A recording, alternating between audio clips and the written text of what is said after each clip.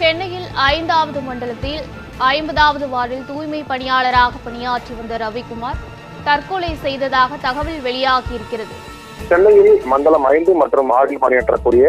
1000க்கும் மேற்பட்ட தூய்மை பணியாளர்கள் பொறுத்தவரையுமே கடந்த 4 மாதங்களுக்கு மேலாக தொடர் போராட்டத்தில் ஈடுபட்டு வருகின்றனர். அந்த வகையில் தொடர் போராட்டத்தில் ஈடுபட்டு வரக்கூடிய தூய்மை பணியாளர்களை பொறுத்தவரையுமே கடந்த ஒரு 29 நாட்களாக தொடர் உண்ணாநிலை போராட்டத்திலும் ஈடுபட்டவர்கள், குறிப்பாக பல்வேறு கட்ட போராட்டங்கள் நடத்தியுமே இதுவரைக்குமே மாநகராட்சி சார்பாக எந்த ஒரு தகவலுமே தெரிவிக்காத நிலையில் மாநகராட்சி ஊழியர்கள் இதுவரைக்குமே எந்த ஒரு அதிகாரிகள் தரப்பும் தெரிவிக்காத தொடர்ந்து தற்போது பார்த்தோம் என்றால் சென்னை மண்டலம் 5 இருக்கக்கூடிய 50 வார்டில் இருக்கக்கூடிய தூய்மை பணியாளராக பணியாற்றி வந்த